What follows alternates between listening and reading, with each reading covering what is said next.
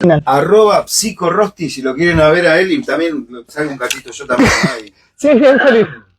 estoy ocupando el lugar de Lalo, entonces como siempre. Yo nunca salgo de la radio. Bueno, hoy salís.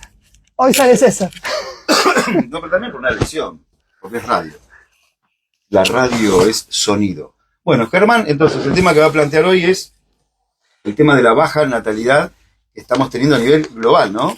A nivel mundial, sí, a nivel mundial. Y bueno, para eso armé todo un escrito, para hacer un recorrido, ¿sí? Y que el nombre del escrito que armé se llama El enigma de la cuna vacía.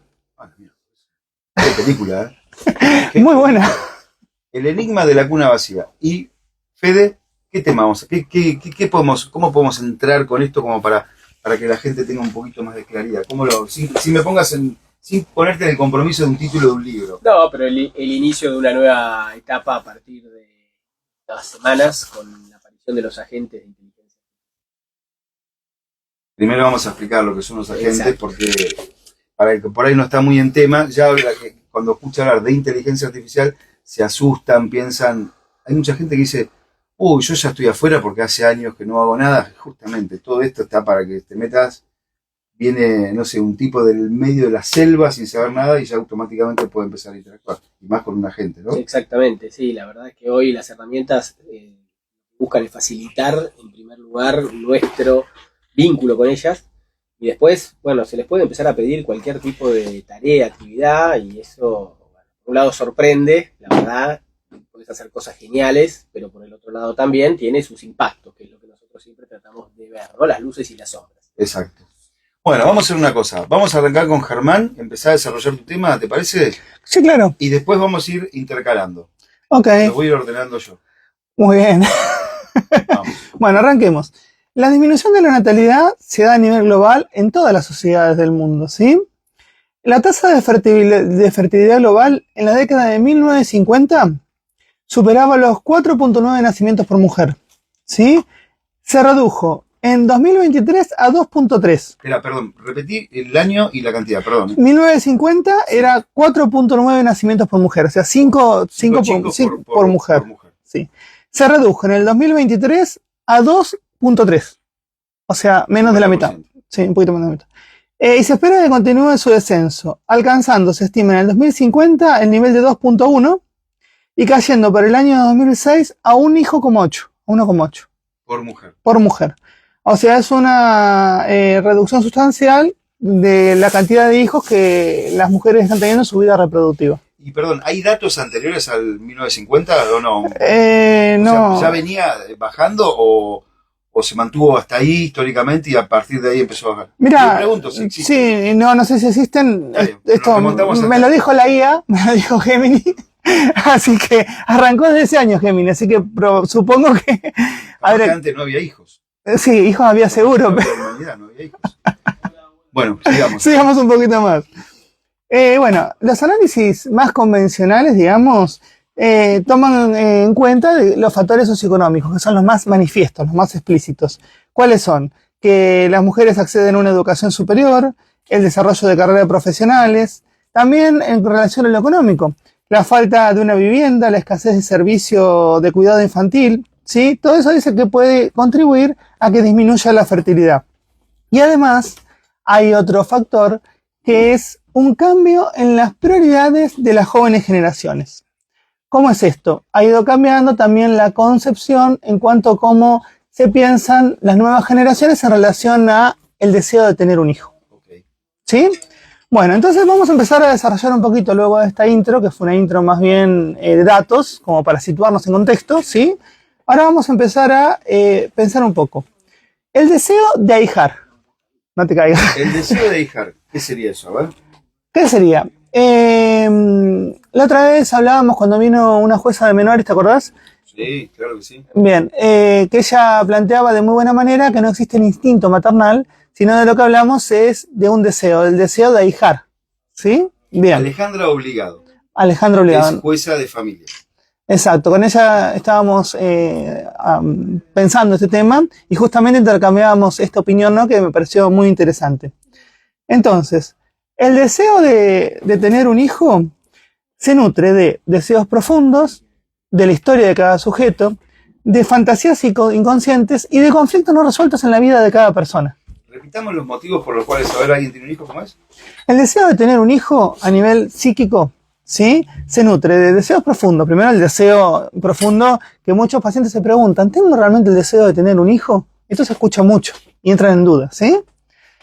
Se juega también fantasías inconscientes, o sea, cuestiones a nivel inconsciente que se vinculan además con conflictos no resueltos de la historia. Cómo fue la niñez, cómo fue la crianza, cómo fue ser hijo, ¿sí? Para los que pueden ser padre o madre, ¿cómo fue ser hijo? Vos como hijo, ¿cómo te sentiste? ¿Cómo te sentiste? Y eso repercute, si hay algo no resuelto, en la posibilidad o no de tener un hijo. Ok. ¿Bien? Perdón, te puedo remontar a uno. Dale. A ver, también el tema de hijo o no hijo, por eso te preguntaba de qué época, pero si vamos más para atrás, el hijo era una herramienta más, porque se buscaba mano de obra. Tal cual, ¿no? tal cual. Sí. Uno tenía hijos, se juntaba con una mujer para tener hijos, para poder subsistir, para poder tener una casa y tener comida. Exacto, subsistir, tener mano de obra y aparte el mandato social. Eso estaba en el ADN también, nuestro, ¿o no? No. A ver, que ahora justamente vamos a desarrollar eso. Bueno, okay. Vamos a desarrollar eso. ¿Sí? Entonces, vos fíjate en relación a estos deseos de conflictos no elaborados, perdón, estos conflictos no elaborados de la propia historia. Suponte, entran muchas veces las repeticiones. ¿Qué significa esto? Significa que algunas personas cuando están en edad de procrear pueden pensar, ¿puedo tener un hijo como para repetir mi historia? Entonces, ¿qué hago? ¿Me arriesgo a tener un hijo? ¿O me enfrento al desafío de cambiar lo que hizo mi papá o mi mamá conmigo?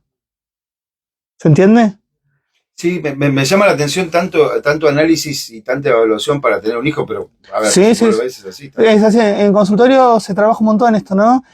Cómo se juegan el miedo a repetir lo que le pasó a una persona siendo hijo.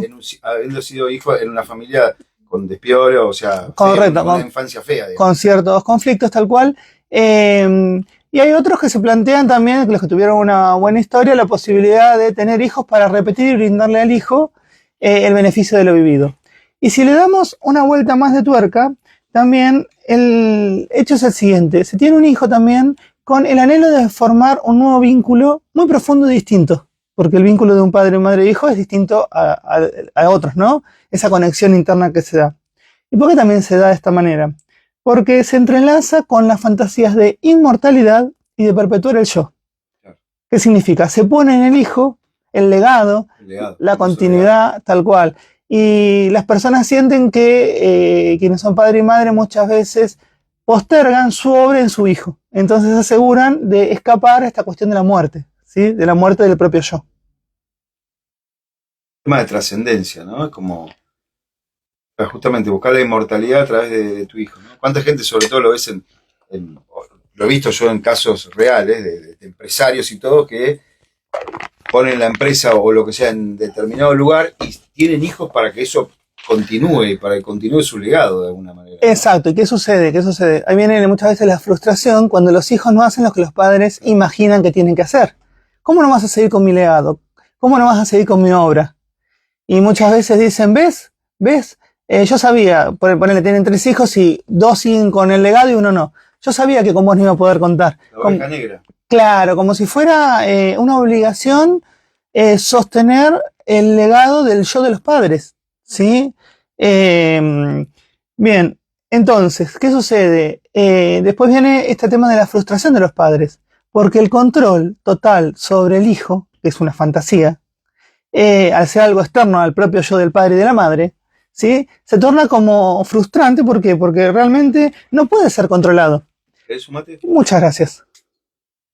Entonces, ¿qué sucede? Al no poder controlar qué va a ser el legado, qué va a ser el hijo o los hijos, empiezan muchísimas cuestiones a veces de sobreprotección, de exceso de control sobre la vida de los hijos, de presionar a los hijos. Y muchos hijos, ¿qué les pasa? Dicen, suponte, vamos a imaginar que un hijo le gusta, no sé, la carrera de sociología, pero el padre y la madre son abogados. ¿Qué hace el hijo? Se debate. Papá y mamá esperan que yo sea abogado, pero mi deseo va para otro lado. ¿Qué elijo? Qué quilombo, ¿no? Yo tengo el caso de un conocido médico, ya hace muchos años. Para nosotros era un médico. tenía una familia en otra provincia, no quiero dar ningún indicio de nada, que tenían campos y estaban muy bien económicamente. Bueno, y él médico, ¿no? Ujú. Que de hecho íbamos y todo, muy buen médico y todo. Cuando se muere su padre, renunció, nunca más entró en un consultorio y se dedicó a escribir y a estudiar literatura y todo.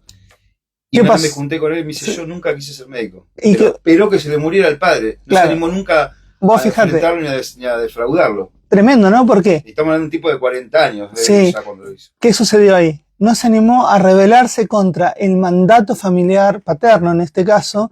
Entonces esperó que el padre desapareciera para poder él seguir con su vida. Claro. Terrible. Y tremendo, porque fíjate que hasta los 40 años él tuvo una vida que encima dice, no me gustaba en lo absoluto ser médico. No le gustaba para nada. Bueno. O sea, padecés. Bueno, el caso de Agassi también pasó con el tema del tenis, y hay tantos casos. La pregunta, Alguno estará escuchando esto y le resonará tal cual. personalmente o de algún amigo, conocido, pariente. Bueno, que si le quieren pasó. los oyentes que envíen, así podemos pensar también en ejemplos de lo que ellos... Claro, es- al 2234-985 nos quieren mandar mensajes sobre esto. ¿Te pasa a vos? ¿Te pasó? ¿Te pasó con tu papá? ¿Tenés algún amigo, a alguien que le pasó? Bueno, contanos y sirve para tirarlo acá. Claro, y la pregunta que resume esto sería, ¿a qué le doy preponderancia? ¿A mi propio deseo o al mandato materno, que tienen el deseo de lo que ellos esperan de uno? ¿Sí? Bien. Bueno, ¿seguimos un poquito más? Vamos un poquito más y ahora quiero picotear con Federico cosas de inteligencia artificial porque vengo esperando este programa hace rato. Dale. Bien, sigamos. No tanto como tener un hijo, pero ponele. O sea, sí, bueno, no estará lo que No, alguien tiene que decir chiste. Yo la pavada. Bueno, ¿qué sucede? Entonces, se produce un giro importante. ¿En qué? En la concepción de los mandatos sociales. Ujú. ¿A qué me refiero? Previamente, el mandato social, ¿cuál era? Tenés que tener un hijo, que era lo que vos decías hace un ratito, César, cuando empezamos, ¿no? Tenés que tener un hijo para tener mano de obra, tenés que tener un hijo, porque el mandato de la mujer es tener un hijo, y si no tenía un hijo antes de los 30 años, suponte, se quedaba, como decían, a vestir santos, Claro. ¿sí? Entonces, ¿cómo lo pensaba Freud a esto? Freud pensaba que cuando nace un hijo, la libido, o sea, la energía psíquica de los padres, renacen en su narcisismo y ponen toda esa ilusión narcisista que le ponían cuando eran niños de sí mismo en el hijo. Pará, ¿cómo me perdí un poquito? ¿Cómo es? Claro, cuando uno es niño, uno pone toda la energía en su yo, es el rey de la casa, etc. Cuando es padre, dice Freud, ¿qué le pasa al padre y a la mamá cuando nace el niño? Reeditan eso, o sea, reviven ese narcisismo que ponían en sí mismo, ahora lo ponen en el niño. ¿Sí? Entonces, Okay. toda esa energía... Y lo que vos, todo ese mundo tuyo, todo ese egocentrismo, todo eso, cuando nace tu hijo se lo pones a él. Exacto, es como la majestad de la casa. ¿Viste que ese es el rey o la reina de la casa? Sí. Es esto, ponen toda la energía psíquica de ellos cuando eran niños, o sea, la ponen en el niño recién nacido. Bien. Freud hablaba de Her Majesty the Baby, ¿sí? Su majestad el bebé. Bueno, entonces, ¿qué pasa? Freud dice que a partir de esto, los padres empiezan a cumplir sus sueños anhelados, esas fantasías de niño, y todo lo ponen en el niño que van haciendo. Uh-huh. ¿Sí? Eso influye, digamos, va influyendo es un factor más para esta cuestión de la procreación. Okay. No es solamente, digamos, el mandato sociocultural, sino también lo que se pone a nivel psíquico en el niño que recién nace. Uh-huh. ¿Bien? Bueno. ¿Pero qué pasó? Cambió la característica de la sociedad. Entonces, la sociedad, de tener un mandato sociocultural que decía, tu deber es procrear y tener hijos, ¿sí? Tu deber como mujer estás hecha para tener hijos, cambió el mandato social, la mujer se volvió más independiente, y aparte, lo fundamental en este momento es que la sociedad tiene características narcisistas. ¿Qué significa? Antes te daba culpa si vos no respondías al mandato social de tener hijos. Te decían, vos no tenés hijos, ¿cómo no tenés hijos? ¿Qué te pasó? Eso era lo que decían ¿Y antes. para cuándo? Exacto. Hoy, ¿qué dicen? Hoy es la autorrealización, el cuidado personal, la belleza, la imagen, el darse tiempo para sí mismos, ¿sí? Hoy el mandato social es otro, no es tenés que tener hijos como un deber, sino es tenés que autorrealizarte. El deber tuyo es autorrealizarte. Estar bien, no renunciar al ideal de juventud. La juventud tiene que irse lo más allá en la edad cronológica posible, ¿sí? Entonces, ¿qué pasa? ¿Qué da más culpa hoy en día al sujeto? ¿Le da más culpa no tener hijos o no ocuparse de sí mismo, según el mandato social? No ocuparse de sí mismo. Entonces, no es tan fuerte el peso social para tener un hijo. ¿Sí? Bien. O sea, más importante tener una crema, ponerte una crema que tener un hijo. Algo así. Entonces, hablamos de nuevas culpas. Nuevas culpas, ¿por qué? Porque antes la culpa era por no tener un hijo y no responder al mandato social de procrear. Y hoy la nueva culpa, ¿cuál es? Es, ¿cómo no me voy a ocupar de mí mismo? ¿Cómo no voy a viajar? ¿Cómo no voy? Hemos hablado de que a veces, que le contaba, hemos saliendo del ensayo tarde, a mí me pasa, digo, veo que están corriendo, digo, ay Dios, yo no hago nada, tengo que salir a correr, tengo que hacer esto, tengo que hacer lo otro. Es un poco eso también, ¿no? Exactamente. Esa culpa, sentís culpa cuando lo ves. Exacto. Entonces empieza a dar un choque entre las viejas generaciones que tenían... Las viejas son así, ¿viste? ¿Y? Y las nuevas generaciones. Entonces muchas veces, esto lo escuché en el consultorio, la otra vez una paciente de unos 60 años decía algo así como, qué egoísta que son los jóvenes ahora, se ocupan de sí mismos y no de tener hijos. ¿Sí? Y sí, está bien. Bueno, entonces lo que se produce es un viraje. Si lo hubiera dicho hace 30 años o 20 estaba bien. Claro, ¿no? Totalmente, porque era otra sociedad, eran otros los mandatos sociales. Como hablamos siempre, como lo de Franchella con la nena o tantas cosas que en ese momento estaban bien y hoy suenan absurdas, ¿no? Pero bueno. Claro, es un contexto epocal. Entonces, bueno, siguiendo un poco, digamos que se produce como un viraje. ¿Cómo era? Antes se intentaba ser para otros para ser querido. ¿Sí? Uno tenía que cumplir con los mandatos de la sociedad, siendo para los hijos, siendo para otros, en el afán de, uy, mirá qué bueno, qué gran padre, qué gran madre, qué familia. Abuela que hace todo por su nieto, todo, desintegrarse por todo, ¿no? Exacto, qué familia modelo. Entonces, ser para otros para ser querido por la sociedad, por la mirada de los otros. Y miramos hacia ser para sí mismo en búsqueda de ser admirado por el propio brillo. Ahora lo importante es, uy, mirá la cantidad de seguidores que tienen las redes sociales. Mirá qué joven que está a pesar de tener 50 años. Mirá qué exitoso. ¿Estás diciendo a mí? Sí, por supuesto. ¿Estás hablando a mí? Claro. No, pero es verdad, ¿vos tenés algún caso así como podés traer un ejemplo? Porque a mí me encantan los ejemplos que mira, vino un tipo, vino una mina, vino, no sé, tal. Y... Tengo de los dos casos, tengo... Tirá un ejemplo. Claro, bueno, un ejemplo era un poco lo que decía recién de esta paciente... de unos 60 años que ella sufre porque no puede creer que los hijos no le den nietos. ¿Por qué? Porque ella dice son egoístas, se dedican a sus carreras, viajan por el mundo y se olvidan de lo importante en la vida y lo que deja entrever es como que ella siente que sus hijos desperdician su vida. Claro, sí, están errados por no procrear. ¿Y vos qué les decís? ¿Qué le decís a esta señora? No, la idea es ir trabajando para que ella pueda ir aceptando la diferencia del deseo de los hijos, porque acá el punto es realmente que cada uno pueda respetar el deseo del otro, ¿sí? Y se va trabajando por ahí en el duelo, por decirlo de alguna manera, de que los hijos no hacen lo que ella ilusionó que harían, ¿sí? Ese es un poco el movimiento que se hace en ese caso. Y después tengo también otros casos que son del viraje hacia la situación actual. Ayer justo hablábamos con una paciente, pero tengo varios pacientes que están entre los 30 y 40 años que les está pasando esto. Era esto, ¿no? De, a ver, estoy creciendo muchísimo profesionalmente. Estoy a full con mi trabajo. Estoy estudiando. Por fin puedo hacer deportes. Algunas de mis amigas están teniendo hijas o hijos. Ah, ¿estás hablando de una chica? De una chica. Ok, ¿y qué hago?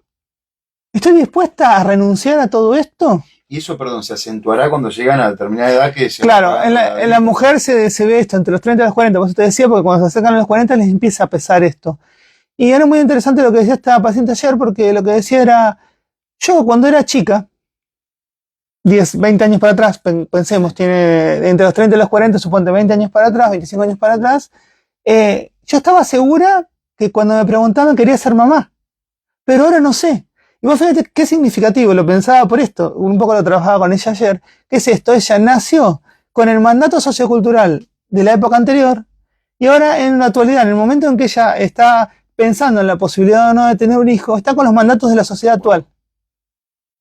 Es complejo eso, ¿no? Para que te atraviese en una sola generación o pasar de un polo al otro tan rápido porque no te da ni tiempo a es como arrebatado, ¿no? Porque no te da tiempo a procesarlo, no te da tiempo a ver cómo funciona o a tomar otro tipo de determinaciones. Es que nos está pasando, ¿no?, que, así como pasa con la tecnología, que esto lo vemos mucho, somos migrantes, o sea, estamos siendo migrantes de algunos cambios sociales abruptos. Así como. Pero antes eran mucho más lentos los cambios. La revolución industrial, lo hemos hablado. ¿Cuánto tiempo fue la revolución? Tal cual, eran más lentos, pero ahora vamos a ver la velocidad también con Federico, que también. Tal cual, ahora es todo vertiginoso. Sí, entonces vos fíjate que este caso me pareció muy interesante ya con esta paciente porque muestra tal cual muestra el cambio de un posicionamiento de mandato social a otro. Y después también se dan los pacientes hombres actuales. ¿Por qué? Porque les pasa también muchas veces que están en pareja con una chica, la chica responde más a los mandatos de la sociedad anterior, quiere tener hijos, y el hombre no. ¿Y ahí qué se hace? Entonces empiezan toda una serie de angustia.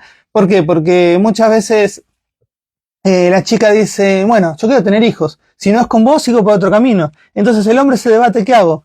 ¿Pierdo a mi pareja y sigo con mi deseo de no tener hijos, o cedo mi deseo dándole el gusto, entre comillas, por decirlo de alguna manera, algo que yo no quiero para no perder a la pareja? Sí. Y se producen todas unas cuestiones de conflictos internos muy, muy complejos. Eso que estás comentando, ahora tengo un mensajito de la televisión, pero eso que estás comentando pasa mucho con tipos que se separan, que, a ver, no siempre, pero en muchos de los casos se juntan con chicas más jóvenes, el tipo ya tiene su familia, ya tiene sus pibes, todo, y se junta, no vamos a entrar en ese tema, porque es un tema para desplazarnos en otro momento, porque es amplio, con una chica más joven, y empieza todo bárbaro hasta que empieza el plan. Yo tengo conocidos que les ha pasado eso, y es un conflicto que no tiene salida, porque esa mujer quiere tener, estuvo esperando tener una pareja mucho tiempo, encuentra una pareja donde cual hay amor, o hay... Bueno, sí, hay una relación linda y quiere tener hijos. Y el tipo dice, yo como voy a tener hijos, ya tuve, ya los tengo, ya, o lo que sea. Tal cual, y sí. ahí no tiene salida eso. Y es muy difícil por eso, porque medio son... Pibe. No sé, claro, fuera de moda que no hay una son deseos internos irreconciliables, o sea, son muy difíciles de conciliar. ¿Por qué? Porque si vos realmente el elegir uno u otro implica la renuncia del deseo de uno de los dos, ¿sí? Entonces eso es muy, muy complejo, muy complejo. Bueno, vamos un mensajito y después seguimos con el tema. Hola, buenas tardes, gente de Bologna. Estoy escuchando a esta persona, a vos, Germán. A mí, hola. Está hablando sobre la caída de la natalidad en el mundo. Yo les quería comentar que trabajé toda la vida como docente en escuelas que eran en barrios carenciados. Y eran familias muy numerosas. Y mis alumnas les llamaba la atención que yo no tuviera hijos. Como diciendo, tenés hijos, ¿no? Y claro, bueno, también es otro tema, ¿no? Porque a nivel social hay ciertas variaciones, ¿no? Claro, en el contexto. Ahí está interesante lo que dice, porque ahí lo que influye es el contexto social también, ¿no? Okay. Es interesante. Bueno, bien. Escúchame, vamos a ir hasta acá. Dale. Gente, no se vayan si les interesa este tema, porque vamos a volver, tenemos tiempo. Tenemos tiempo. Estoy como malabarista. Sí, estás como malabarista porque nos vas a enseñar. Quiero que sigas explayándote en este tema. Bien, lo dejo. ¿Querés que deje una pregunta o que diga cómo vamos a continuarlo en el próximo bloque? Dale, a ver cómo vamos a continuar. Bien, lo que vamos a desarrollar ahora en el próximo bloque es el temor de la humanidad a un presagio de desaparición. Okay. ¿Qué sucede? Al bajar la natalidad, ¿qué pasa al nivel inconsciente, no solamente individual, sino también inconsciente colectivo, con la caída de la natalidad? ¿Qué le pasa a la sociedad como grupo y qué le pasa a cada individuo con eso? Eso lo vamos a desarrollar en el próximo bloque. Bien, bueno, Fede, te pido una introducción un poquito más. Vamos ahora tenemos que hacer un cortecito y ya arrancamos con... No, vos sabés que mientras... te vi carita ahí de concentrado. Sí, lo escuchaba.